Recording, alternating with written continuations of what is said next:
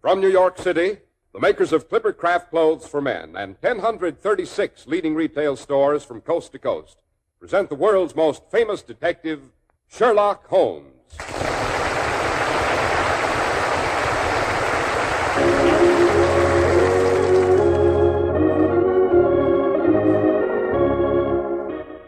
This week's adventure, A Case of Identity. Well, here we are, as usual, about to pay our weekly respects to our favorite raconteur, the good Dr. Watson. What about tonight's story, Doctor? Tonight I have prepared a little challenge for you and our radio friends. Yes, the story I'm going to tell is one of Holmes' more mental adventures. It has its bizarre moments, of course, but still, all in all, its solution is fairly obvious. As you know, Holmes was the world's greatest master of the science of deduction. As a matter of fact, he unraveled this particular problem without moving from his armchair. I wonder how many of our listeners have learned enough of Holmes' methods to do the same. Well, I think I can make a fair stab at it, Doctor, if the clues aren't too involved, that is. Oh, no.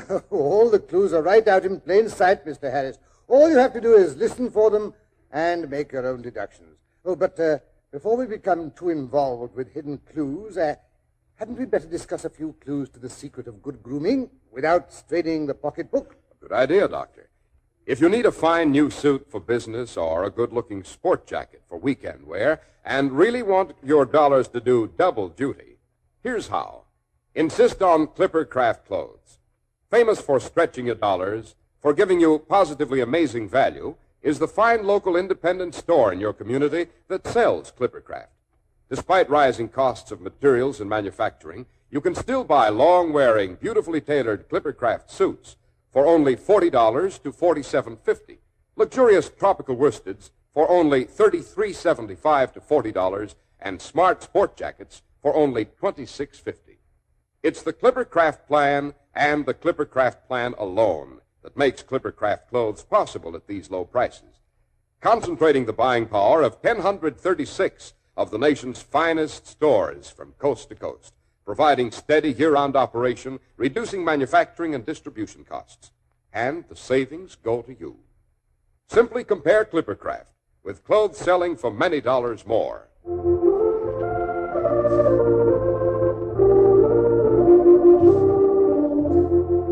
And now, Dr. Watson, back to the adventure you think we should be able to solve for ourselves. Right, Mr. Harris. It was during the middle years of our joint occupancy of the lodgings in Baker Street. Holmes and I sat relaxed in two easy chairs on either side of the living room fire. Holmes' long legs stretched out in front of him, his head wreathed in the smoke from his favorite pipe, a horrible black, greasy old clay affair that he coddled as if it were a child. Well, we had just finished an excellent breakfast, and Holmes was in the philosophic mood that so often accompanies the process of digestion. Strange thing, life, eh, Watson? Infinitely stranger than anything the mind of man could invent. Yes, I know that's one of your pet theories, and I dare you to put it to the test. Now, take today's paper. If you can find anything bizarre in that, I'll buy you a new smoking jacket. I don't want a new smoking jacket, Watson, but I'll take up your challenge. Choose any article, any paragraph at all on this page, and I'll guarantee to find something outlandish. Very well. Here, take the very first heading. Husband's cruelty to his wife. Now, there's a half column of print about that, but I know what it's about almost without reading it.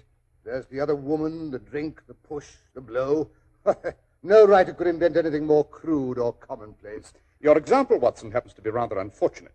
The husband was a teetotaler. There was no other woman, and the cruelty complained of was that he had the habit of winding up every meal by taking out his false teeth and hurling them at his wife, which you'll allow is an action any literary man would hardly be able to make believable. Well, maybe so, but that's just an exception. Life is made up of exceptions, Watson. There's one now, standing on the pavement on the opposite side of the street. Well, you mean that large, Hebe-like young woman with the enormous boa around her neck and the curling red feather in her hat? Yes. Well, look how she oscillates backward and forward, and the way she fidgets with her glove buttons. Oscillation on the pavement always means an affaire de coeur. She would like advice, but it's not sure that the matter may not be too delicate for communication. She's decided to take the plunge. Here she comes across the road like a swimmer leaving the bank. I say perhaps she's been seriously wronged. No, Watson. In that case, the woman no longer oscillates. She pulls out the bell wire to the front door. You hear that, Watson? Decidedly fluttery. The maiden is not so much angry as perplexed and possibly grieved. Oh, but here she comes. Come in, come in. I hope I'm not intruding. This is Mr. Sherlock Holmes, the detective. Yes? Won't you sit down? This is my friend and colleague, Dr. Watson. Pleased to meet you. Delighted. My dear young lady, don't you find that with your short sight it's a little trying to do so much typewriting? Oh, I did at first, and that's a fact. But I've got so now I know where the letters are without Oh, but how did you know? Someone's told you about me. Oh, don't look so alarmed, my dear. That's just a bit of detection. Mr. Holmes can tell things like that by looking at you. It's his way of showing off. Oh, I see, but it did take me aback, your knowing things like that. It's my business to know things. I knew you used the typewriter from the appearance of your fingertips and a double line pressed into the plush above your wrists. It was equally obvious that you're nearsighted from the marks left on either side of the nose by your pince-nez. So you see, my dear Miss... My name's Sutherland, Mary Sutherland. So you see, my dear Miss Sutherland, there's nothing terrifying in my conclusions. Well, no, not when you explain it like that. And now, perhaps you'll tell me why you came away to consult me in such a hurry that you managed to put on 2 odd shoes. Why, bless my soul, so I did. The right one's my Sunday pair. Yes, you must have been rather agitated when you left home. Yes, I did bang out of the house, and who wouldn't? It made me fair angry to see the easy way Mr. Windybanks, oh, that's my father, took it all. He wouldn't go to the police. He just sat there and said there was no harm done and everything would come right in the end. So finally I got mad and told Father I was coming to you myself. You say your father, but surely you mean your stepfather, since the name's not the same. Yes, he's my stepfather. Mother makes me call him Father, though it sounds kind of funny, him being only 5 years and 2 months older than myself. I see. How recently did your mother marry this Mr. Windybanks? Oh, about 2 years ago it was, Mr. Holmes, and I'll admit I wasn't very pleased, seeing as it was so soon after Father's death, and him a man nearly 15 years younger than herself. Enough to start complications in any home. Eh, Holmes? Right, but please continue, Miss Sutherland. I gather your father left your mother fairly well off. Yes, sir, he did. You see, Father was a plumber in Tottenham Court Road, and he left a tidy business behind him. After he went, Mother carried it on. Although I must say that William, Mr. Hardy, Father's foreman, did most of the work. And a good thing he made of it, too. This Mr. Hardy, was he your father's age? Oh, no, sir. He was just 2 years older than me. The fact is, we had a sort of an understanding till this here Mr. Windybanks came along. Oh, and he didn't approve of Mr. Hardy? Oh, it weren't that so much as that he didn't approve of the plumbing business. Said it wasn't high class. Oh. Mr. Windybanks is a very superior gentleman himself, Mr. Holmes. Travels in wines for Westhouse and Marbank, the claret importers in 10 Church Street. Oh, a real toff he is. I see.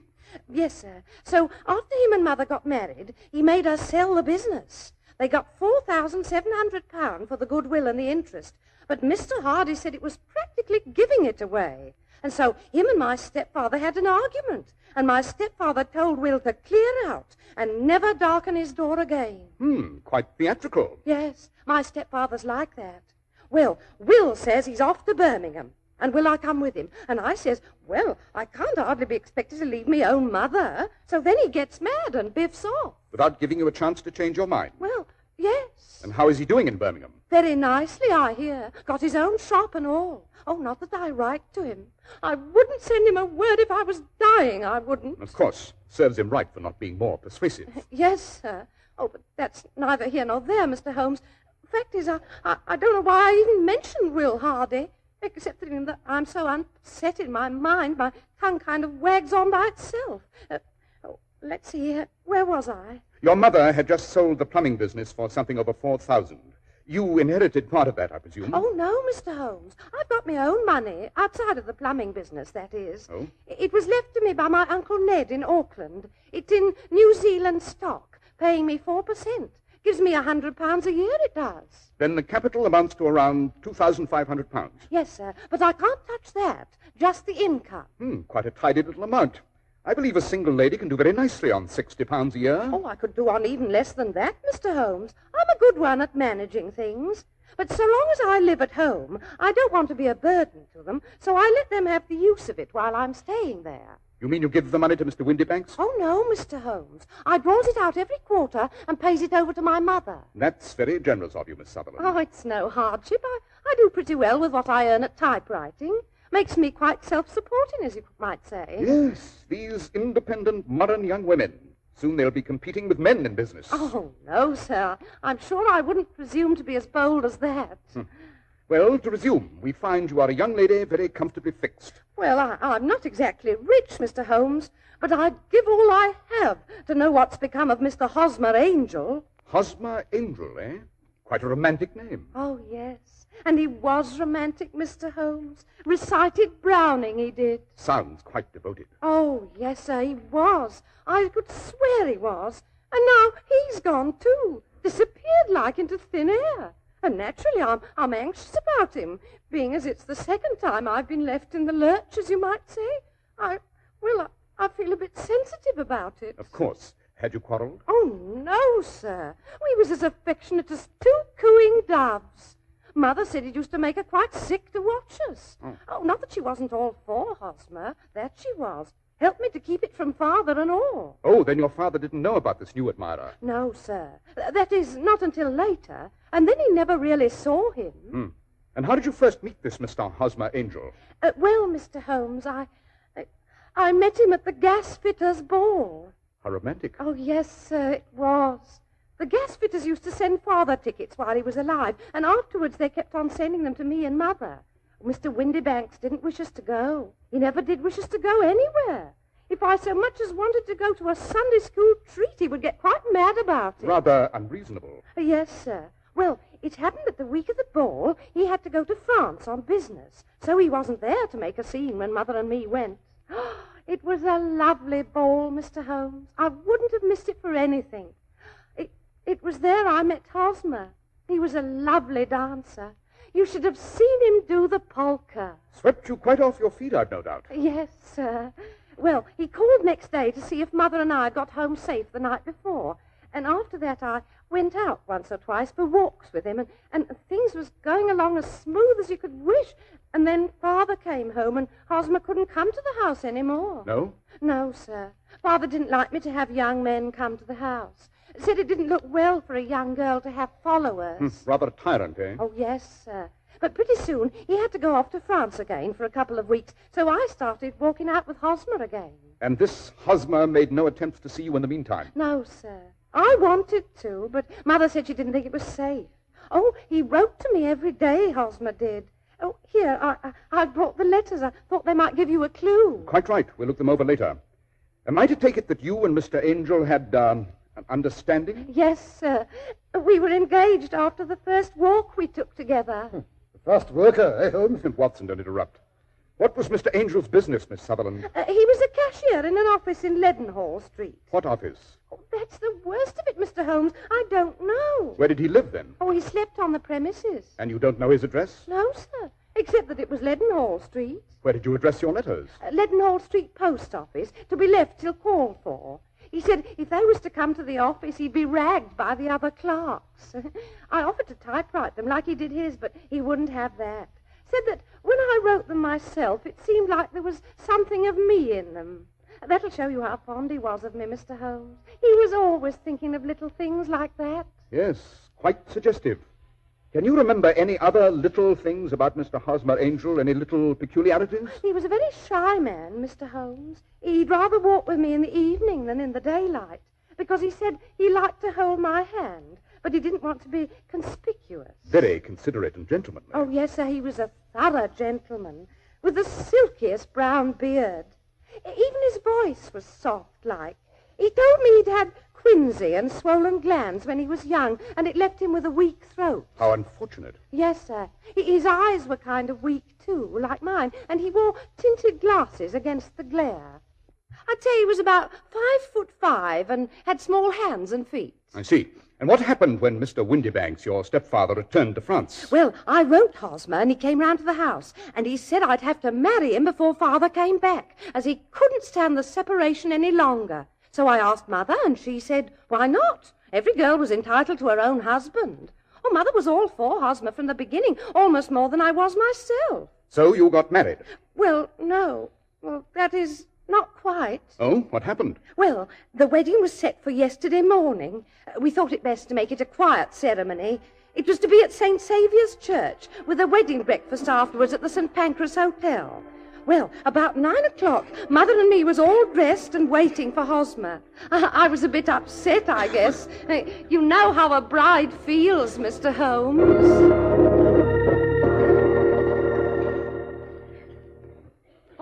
Oh, dear, I'm that nervous. I don't know whether I ought to get married or not. Don't you fret, Mary. All brides is like that. Why, when I was married to your father, I was so jumpy I split both me gloves. Oh, I know, but I haven't known Hosmer very long, Mother. Maybe I oughtn't to jump off the deep end like this. What's the good of waiting, Mary? Better get married now before your father gets back. Yes, I suppose so. Oh, dear me, I wish my shoes wasn't so tight. Shh, here comes Hosmer now. Don't he look handsome with that flower in his buttonhole and all? No, you stay here, Mary. I'll answer it. A bride should act shy-like on her wedding day. Good morning, Hosmer. How's the groom? Good morning, Mother. Oh, I'm fine.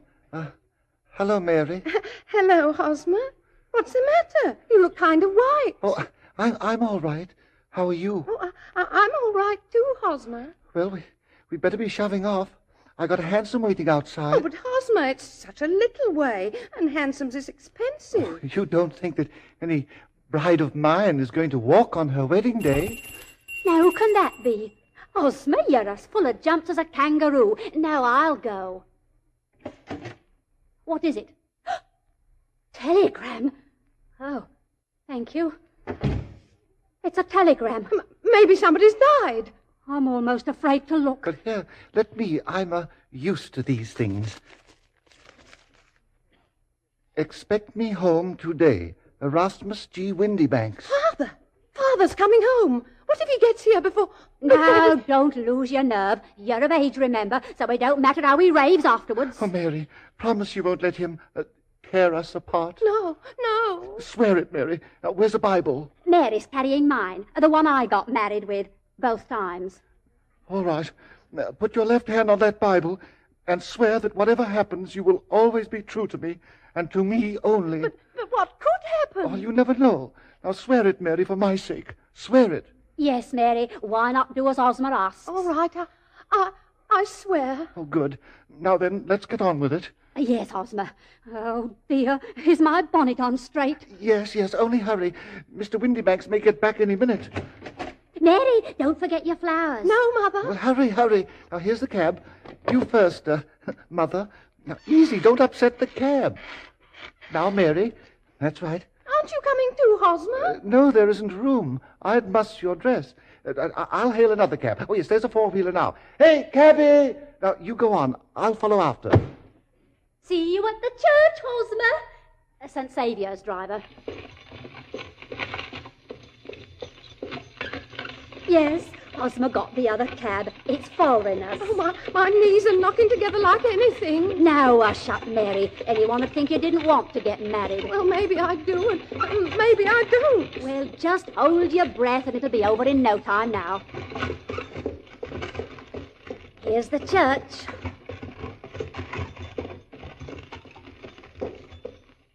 You get out first and mind your dress.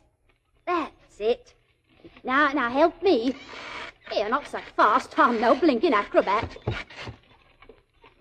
That's it. Here, cabby. Oh, here comes Hosmer's four-wheeler now.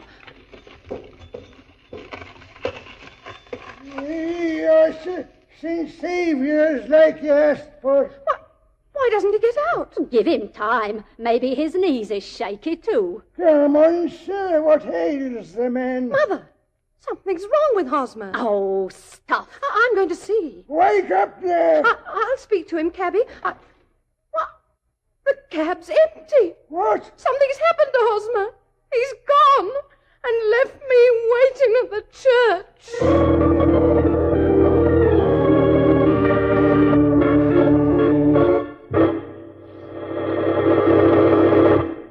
Every day is value day when you insist on clothes by Clippercraft.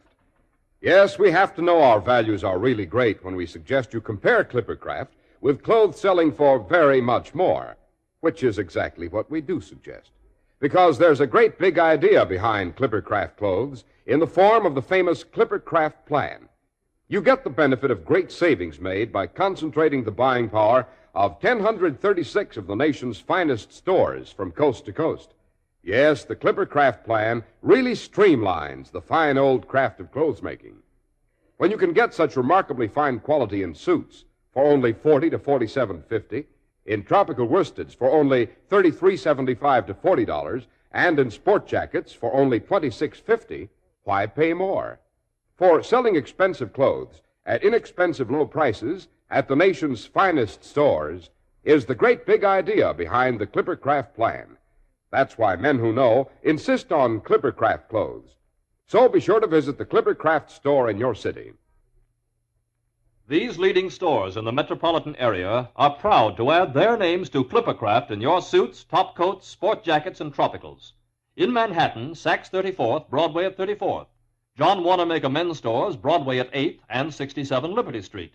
In Brooklyn, Abraham and Strauss. In Newark, New Jersey, Boulevard Men's Shop, Kresge Newark. And in Jamaica, the B&B Clothes Shop, 16408 Jamaica Avenue. And now back to Baker Street, where we find Dr. Watson commiserating with the young lady who has been left waiting at the church. A shameful way for any gentleman to act, deserting his bride at the altar. Oh, no, Dr. Watson, I'm sure he didn't do that. Not on purpose, that is. He was too kind for that. And then there's that pledge I gave him. Oh, you think he foresaw some unforeseen danger, and that's why he made you take the oath? Yes, sir. Have you any notion what it could have been? No, sir. How did your father take it? I presume he found out. Oh, yes, sir. He was quite consoling, really. Remarkable. Oh, it drives me half mad to think of it, Mr. Holmes. It's not as if it was the first time I'd been disappointed. I understand. I shall be delighted to glance into the matter for you, Miss Sutherland. Now, let me advise you to turn the whole matter over to me, and don't let your mind dwell on it any further. Above all, try to let Mr. Hosmer Angel vanish from your memory, as he's done from your life. Then you don't think I'll ever see him again? I'm afraid not. Oh, dearie me. You've been very kind, Mr. Holmes, I'm sure. I don't know how to thank you. Not at all, Miss Sutherland. Well, good day, gentlemen. Oh, where's my hanky? Oh, here it is. Oh, dearie me. Another romance blighted.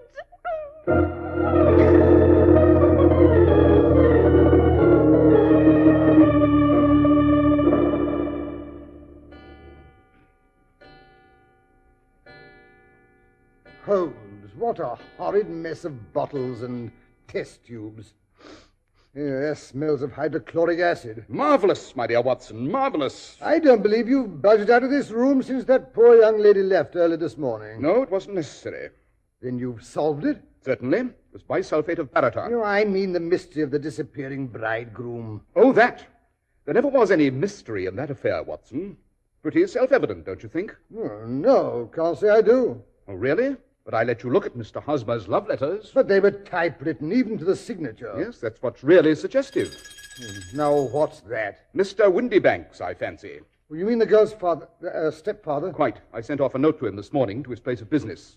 But I must say, Holmes... And this afternoon I received this businesslike reply on West House and Marbank Stationery saying he'd be here at 6 o'clock. Come in, come in. Ah, Mr. Windybanks? Yes, Mr. Holmes? This typewritten note was from you on which you set the time for this appointment at 6 o'clock? Yes, Mr. Holmes.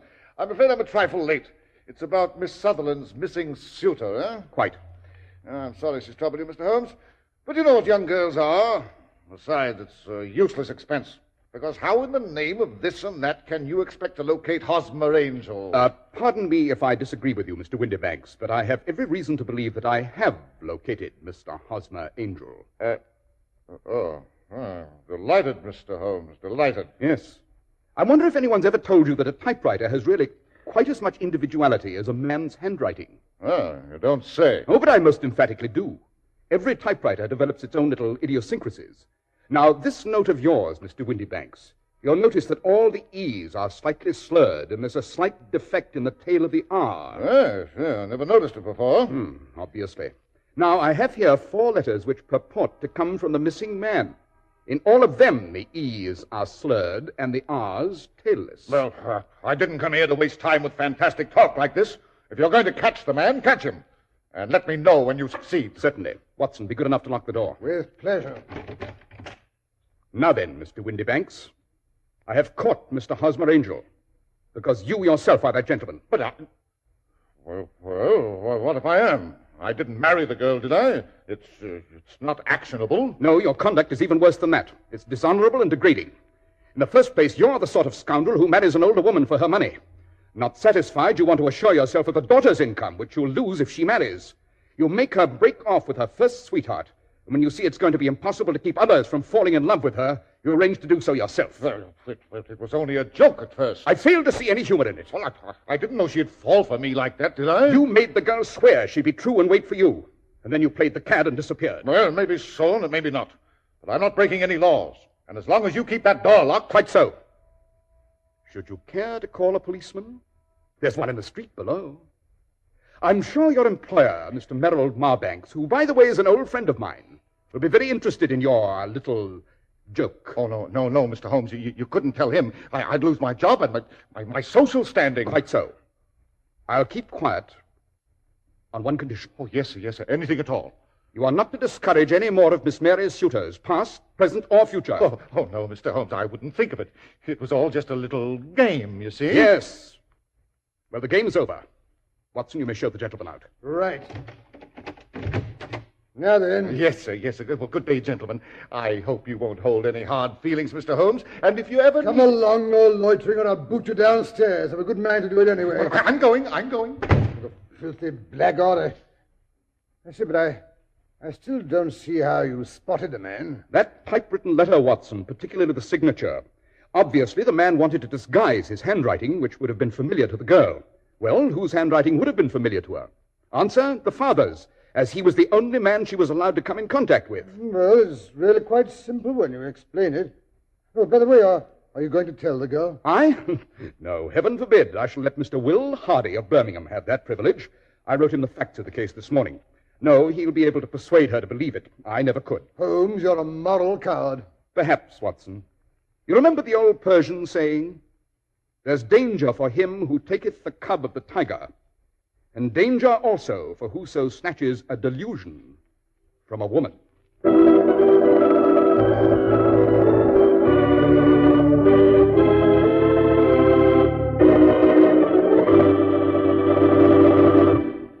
Now then, Mr. Harris, did you guess the solution? Well, when Holmes began to talk about typewriters, I started to have an inkling, Doctor, but before that, I'll admit I was pretty much at sea. Why, Mr. Harris, I'm surprised, and after all my teaching. Well, how about giving us a hint about next week's story, Dr. Watson? Yes, Mr. Harris. Next week, I think I'll tell you about a particularly complicated case of violent and untimely death that Holmes and I ran across on what started out to be an uneventful excursion up the Thames. I call it the complicated poisoning on Eel Pie Island.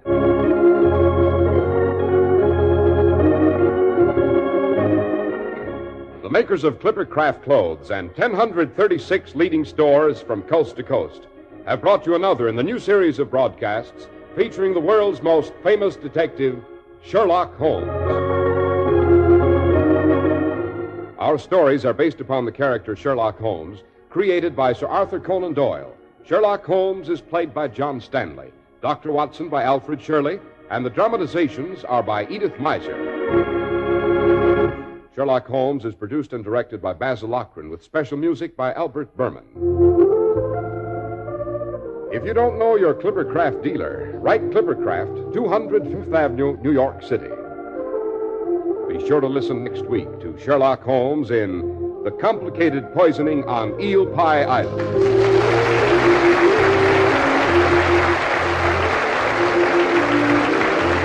This is Cy Harris speaking for Clippercraft Clothes. This is the network for the Indianapolis Speedway races on Monday, the Mutual Broadcasting System.